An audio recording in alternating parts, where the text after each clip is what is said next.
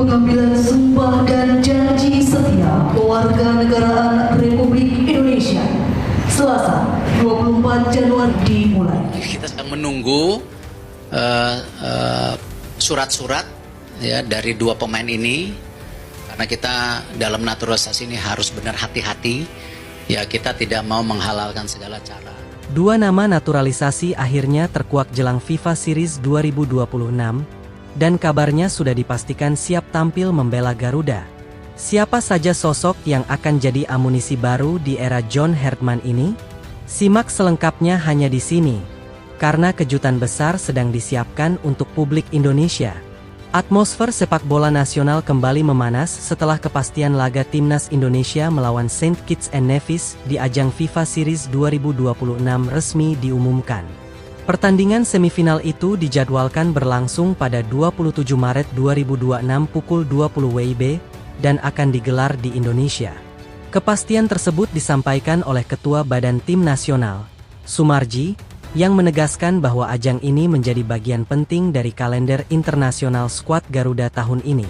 Laga melawan Saint Kitts and Nevis menjadi tantangan unik bagi Indonesia. Wakil dari kawasan Karibia itu memang menempati peringkat ke-154 dunia. Namun karakter permainan Amerika Utara dan Karibia dikenal berbeda dibandingkan tim-tim Asia Tenggara. Kecepatan, kekuatan fisik, dan direct football menjadi ciri khas yang patut diwaspadai. FIFA Series 2026 sendiri direncanakan berlangsung di Jakarta, sebagaimana pernah disampaikan oleh PSSI sebelumnya. Meski stadion belum diumumkan secara resmi, publik ibu kota sudah mulai bersiap menyambut laga internasional yang diyakini akan menyedot perhatian besar para pencinta sepak bola tanah air. Ketua Umum PSSI, Erick Thohir, sebelumnya menekankan pentingnya menghadapi tim dari berbagai konfederasi. Menurutnya, variasi lawan akan memperkaya pengalaman pemain dan meningkatkan daya saing Indonesia di level Asia bahkan dunia. Pertandingan ini juga menjadi momen spesial karena akan menjadi debut kandang pelatih anyar Timnas Indonesia, John Hartman. Pelatih asal Inggris tersebut diperkenalkan bulan lalu dan langsung memikul ekspektasi besar dari publik. Bagi Hartman, FIFA Series bukan sekadar turnamen uji coba. Ini adalah panggung awal untuk membangun fondasi permainan, membentuk identitas tim, serta menanamkan standar kerja yang lebih profesional dan kompetitif. Era baru di bawah komando Hartman dimulai dengan target ambisius. Ia secara terbuka menyatakan keinginannya membawa Indonesia bersaing di level tertinggi Asia dan menatap peluang menuju Piala Dunia 2030. Untuk mencapai target tersebut, Hartman menekankan pentingnya kehadiran pemain-pemain yang berkompetisi di liga top Eropa. Ia percaya pengalaman di kompetisi elit akan mengangkat standar permainan tim secara keseluruhan. Nama Luke Fikri pun mencuat sebagai salah satu kandidat potensial. Winger muda yang kini bermain di kompetisi Australia itu dinilai memiliki kecepatan, visi bermain, dan kemampuan duel satu lawan satu yang dibutuhkan di sektor sayap. Di lini pertahanan, beberapa nama diaspora Eropa kembali menjadi sorotan. Pascal Struijk dan Jensen Schild disebut-sebut sebagai dua bek yang memiliki pengalaman bersaing di level tinggi seperti Liga Inggris dan Bundesliga. Kehadiran pemain dengan pengalaman tersebut diproyeksikan mampu memperkokoh lini belakang Indonesia. Stabilitas pertahanan menjadi fokus utama Hartman, mengingat ia menilai karakter pemain Indonesia saat ini memiliki kekuatan bertahan yang cukup solid. Selain itu, talenta muda seperti Laurin Ulrich juga menjadi bahan perbincangan hangat. Gelandang yang disebut-sebut pernah menjadi kapten di kelompok umur Jerman itu dinilai memiliki kualitas kepemimpinan dan kecerdasan taktik yang sangat dibutuhkan. Isu naturalisasi kembali menguat sebagai strategi jangka panjang PSSI. Federasi tampak serius membangun kedalaman skuad guna menghadapi jadwal padat sepanjang 2026. Mulai dari FIFA Series, FIFA Matchday, hingga Piala AFF. Salah satu nama yang ramai diperbincangkan adalah Tristan Goyer, bek muda yang memiliki darah Indonesia dari garis keturunan Maluku. Ia disebut telah dihubungi federasi untuk membuka peluang membela Merah Putih. Tristan saat ini berstatus pemain Ajax Amsterdam dan sempat memperkuat tim kelompok umur Belanda. Dengan usia yang masih 20 tahun, potensinya dinilai sangat menjanjikan untuk jangka panjang. Jika proses naturalisasi berjalan mulus, Indonesia akan mendapat tambahan amunisi di sektor pertahanan yang semakin kompetitif. Apalagi Hertman dikenal sebagai pelatih yang berani memberi kesempatan pada pemain muda. Sementara itu, di level kelompok umur, Timnas Indonesia U17 juga tengah menjalani agenda penting. Di bawah asuhan Nova Arianto, skuad Garuda Nusantara terus mempersiapkan diri menghadapi Piala Asia U17 2026.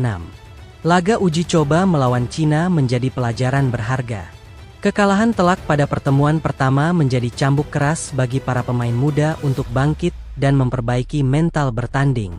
Nova Arianto menegaskan bahwa adaptasi terhadap level internasional memang membutuhkan waktu. Mayoritas pemain masih minim pengalaman menghadapi tim dengan intensitas dan disiplin taktik tinggi seperti Cina. Latihan difokuskan pada peningkatan kepercayaan diri, koordinasi lini pertahanan, serta efektivitas transisi menyerang. Evaluasi dilakukan secara detail agar kesalahan serupa tidak terulang. Kembali ke tim senior, Hertman menyadari bahwa membangun identitas tim bukan pekerjaan instan. Ia ingin Indonesia dikenal sebagai tim dengan pertahanan disiplin dan serangan yang cepat serta efektif. Menurutnya, pelatih harus bekerja dengan materi pemain yang ada. Karakter bertahan yang kuat menjadi fondasi awal sebelum perlahan membangun variasi serangan yang lebih kreatif. FIFA Series 2026 juga akan diikuti oleh Kepulauan Solomon dan Bulgaria. Keberagaman gaya bermain dari tiga negara tersebut akan menjadi ujian komprehensif bagi skuad Garuda. Menghadapi tim-tim dari luar Asia memberi Indonesia kesempatan mengukur kesiapan menghadapi Piala Asia 2027. Turnamen tersebut menjadi target realistis sebelum berbicara lebih jauh soal Piala Dunia. Publik kini menanti bagaimana Hertman meramu kombinasi pemain lokal dan diaspora. Komposisi ideal akan sangat menentukan arah perkembangan tim dalam 2 hingga 3 tahun ke depan. Kehadiran pemain dengan pengalaman Eropa diyakini mampu meningkatkan mentalitas kompetitif di ruang ganti. Standar latihan, pola pikir profesional, dan budaya disiplin menjadi nilai tambah yang diharapkan menular. Di sisi lain, pemain lokal tetap menjadi tulang punggung tim.